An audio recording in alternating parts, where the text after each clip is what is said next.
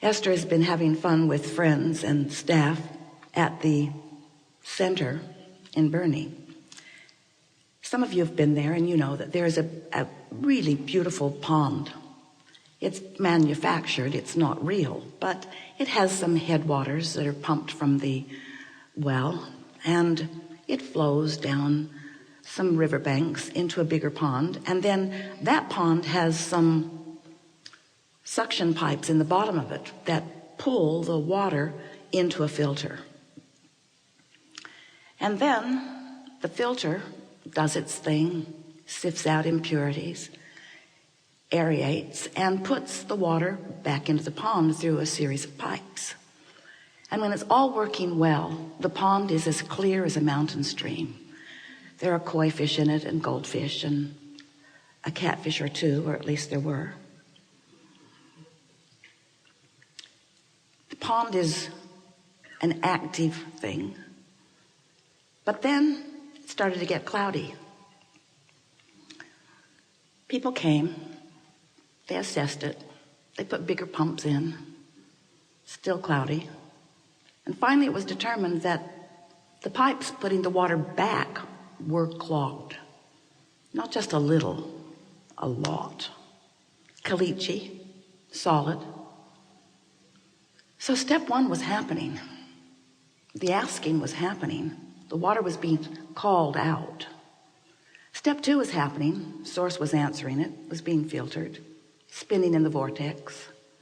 But step three was not happening because the pipes were clogged. And even though everything was working to give back to this pond what it was asking for, the clogged pipes prevented it from coming. And so, with a lot of effort, people were working on unclogging those pipes. Snakes, sticks, metal things.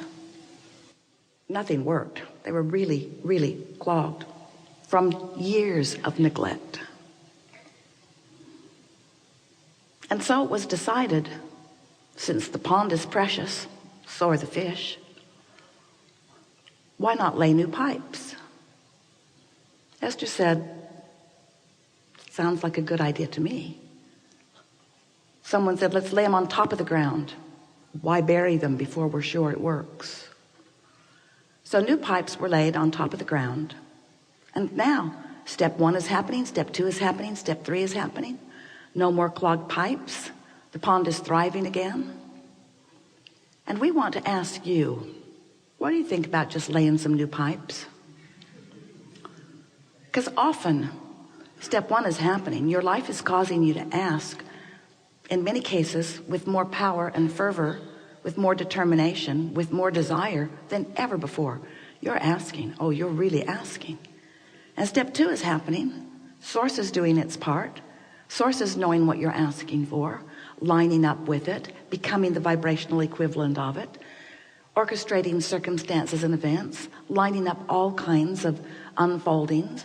All cooperative components have been gathered.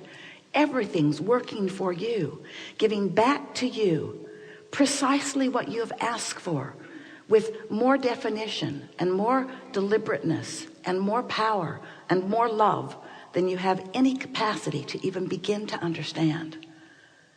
But if your pipes are clogged up, if you're all bound up in habits of thought that don't resonate with the flowing that you're asking for, then you don't get the results you want. And you assume that there are things out of whack that are not out of whack.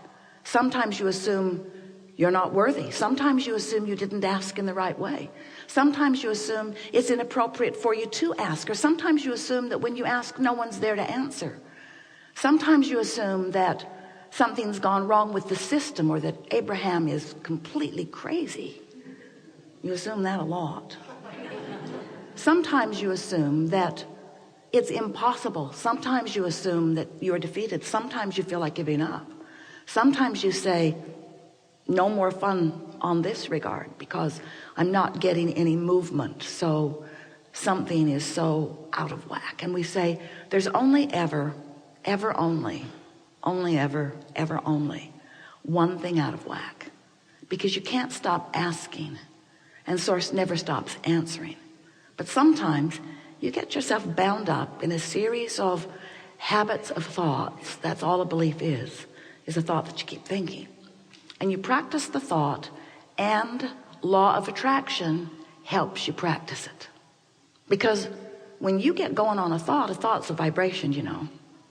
When you pick a vibration and you focus upon it just for a little while, law of attraction brings more like it.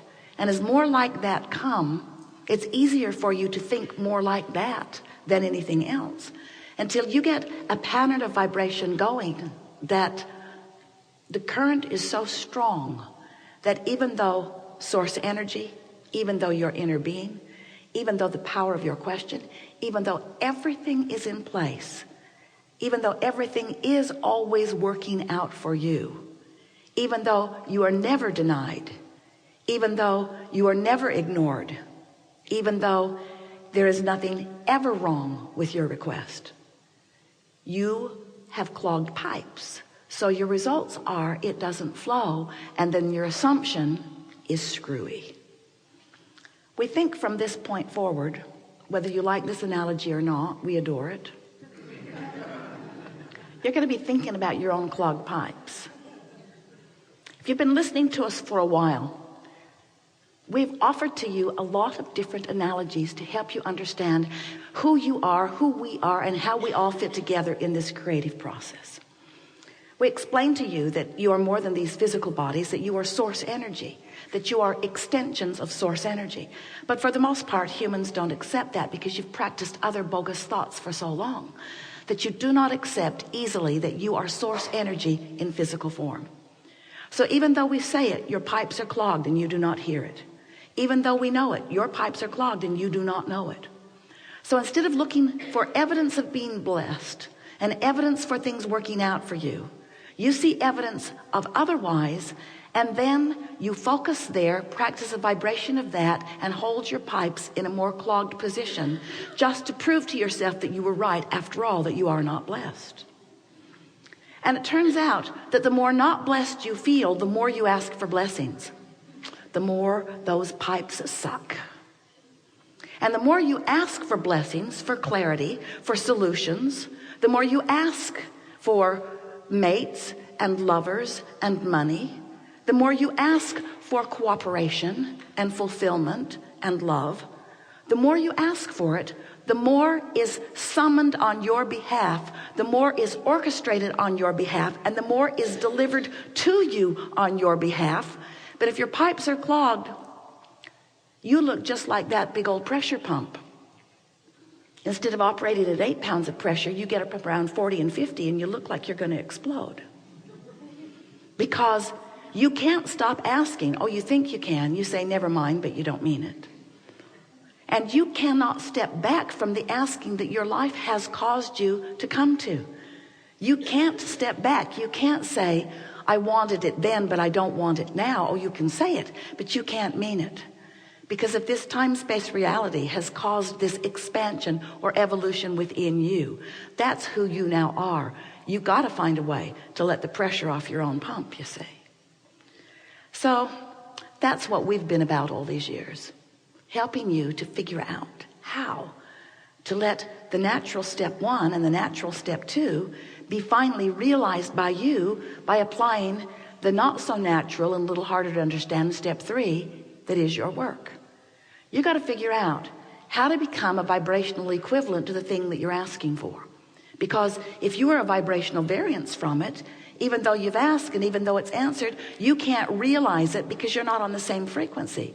Can't set your radio dial on 101 FM or 101 AM and hear what's being broadcast from a frequency that is different from that. Your tuner has to match the broadcasting frequency. So when you ask, there's a frequency broadcast, and we got to tell you, when source gets hold of it and begins beaming it back to you, it's a signal of such velocity, such power, and such clarity that it doesn't take even a lot of fine tuning. You just got to be somewhere in the vicinity, you see. You just got to get somewhere in the vicinity of it, and you'll begin to get evidence of your alignment.